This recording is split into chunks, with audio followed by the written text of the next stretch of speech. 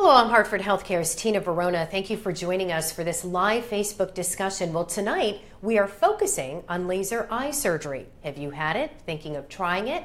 Well, Dr. Peter Shriver is here with us to answer all of your questions. He's an ophthalmologist at the Hartford Hospital Eye Surgery Center. Dr. Shriver, thank you so much for joining us. Thank you for inviting me. Absolutely. So you were part of the FDA trials back in the early 90s when lasers sort of hit the market.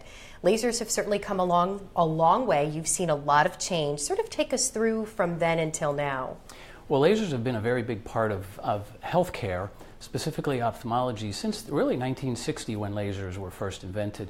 It really took off in the early 90s with different types of refractive surgery, Lasik, PRK, and the results have just blossomed. They've exploded to be extremely good. In the last 5 years, we've really adopted that laser technology to cataract surgery.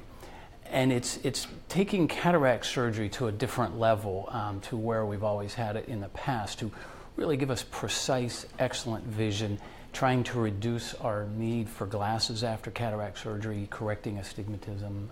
So it really has made a huge impact in cataract eye surgery. You mentioned precision being the key here. How, and say like maybe the last 10 years, last 5 years specifically, there's been great improvement in the results. How have the results changed over the past, say, 5 or 10 years from then until now? How much better have they gotten? Well, in Lasik, they have gotten incrementally small amounts better because it's been a very, very good, very accurate procedure for a long time. Cataract surgery has always had very good results, but we're now in the last 5 years a little bit more than just getting rid of the cataract to give us nice, clear vision.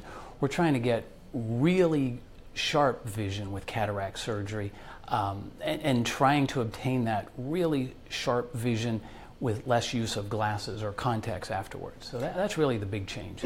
Yeah, and do you find in patients after they've had the procedure, are they needing glasses eventually, or is it they don't need them? What have been the results afterwards? Well, I think the realistic answer, and what I tell my patients, is pretty much everybody needs glasses after cataract surgery.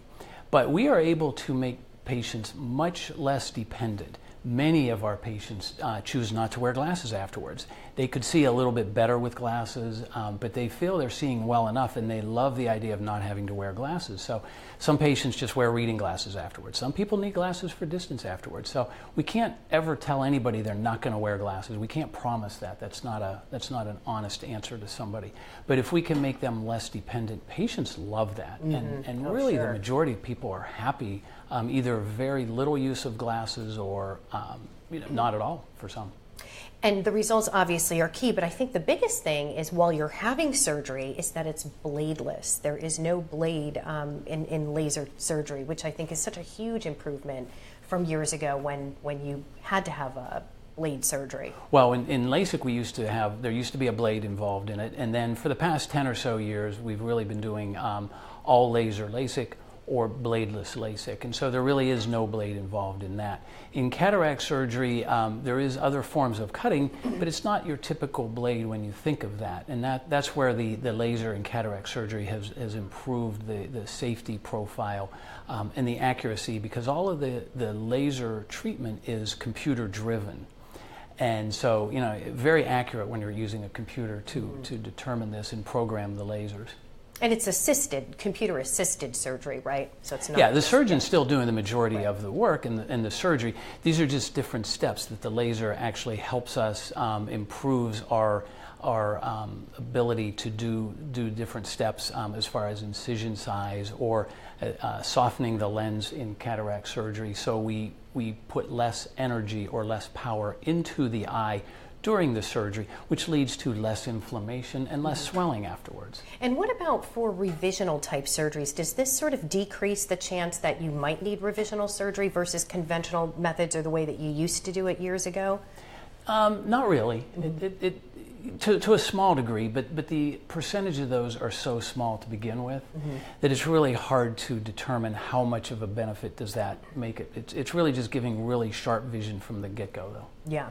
Now, you were telling me you've had Lasik, you were part of the very beginning, 20 years ago, and have had 20/20, eye vision since then, which I'm extremely jealous of because I can't get that with contacts. But how has it changed? You've seen it from a patient perspective as well as a physician-surgeon perspective. How have lasers really changed over the past 20, 25 years? Probably the biggest change is the reliability of them. When we first were doing, a long time ago when we were doing LASIK, it was probably every other time we planned on using it, the machine broke. And at that point, there were very few lasers and very few technicians around. So it was a major undertaking to get it repaired, get it back and running. Now it's like your car. They run extremely well. You count on them. They're very reliable. The maintenance is very, very low. They're much more, somewhat more affordable, still a fairly expensive undertaking when it comes to lasers. And just the different types of lasers that have come out over the years and the addition of different lasers to the procedures have really added to the safety profile of eye surgery. And for LASIK surgery, for folks out there, we're talking quite a big wide age range that people could qualify for LASIK surgery, right? Exactly. The youngest you can have LASIK is 18.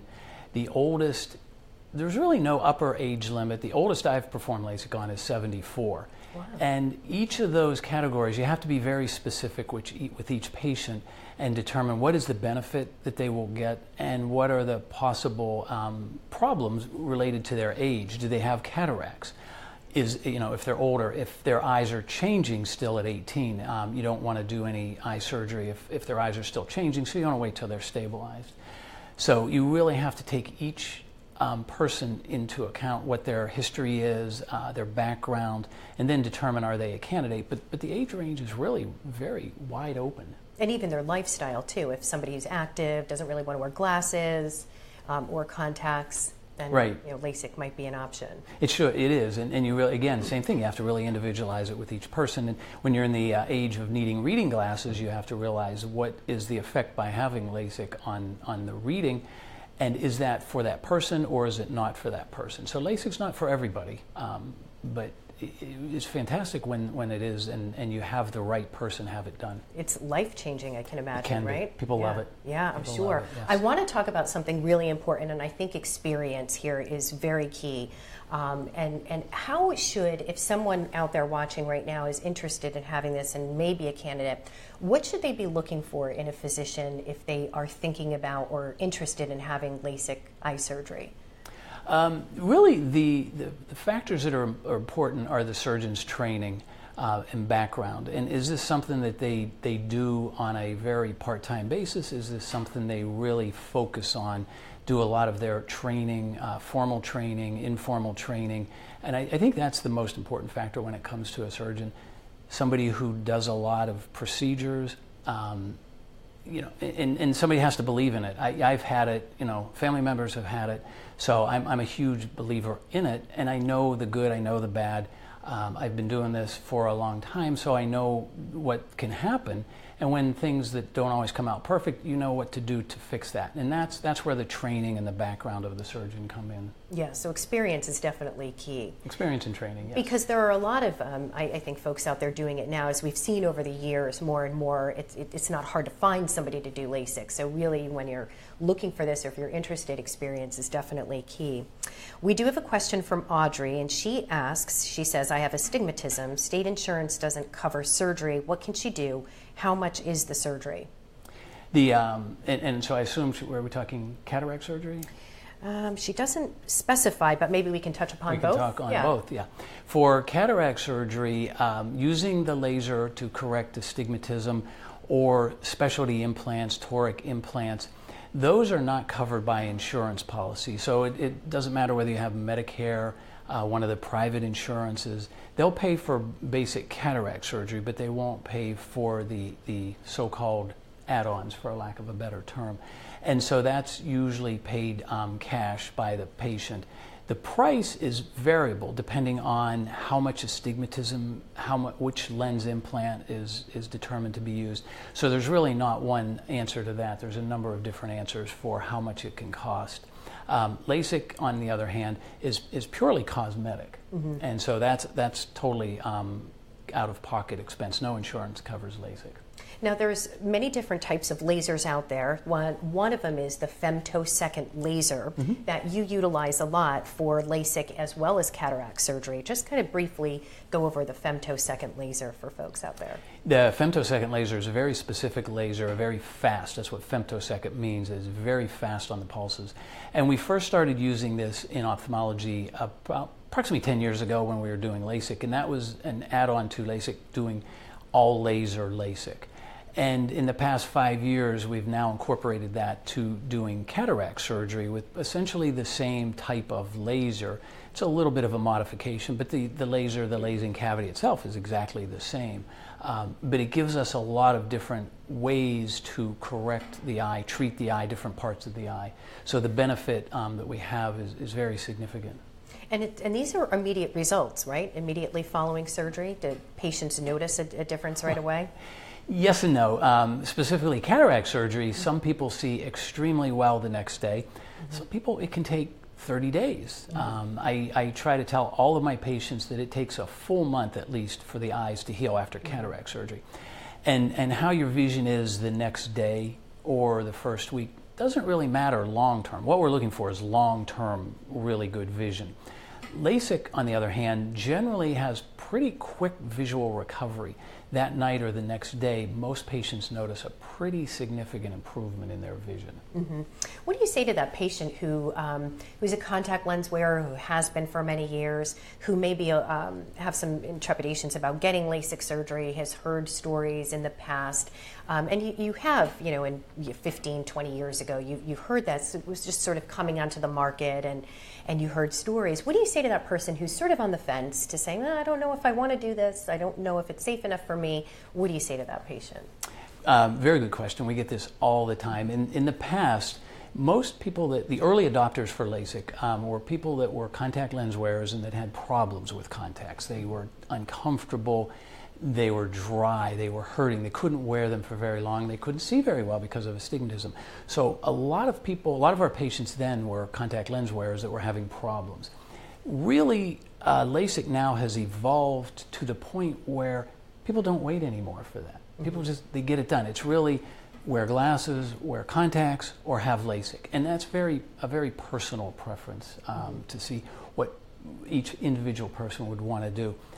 The facts are that LASIK, quite honestly, when it's done properly with a formal fellowship-trained surgeon in this procedure, with really high quality lasers, is much safer than wearing contacts every day. The risk of a serious eye infection, losing vision, going blind, is much higher with contact lenses than it is with LASIK. So fear is one major barrier to LASIK. That's an easy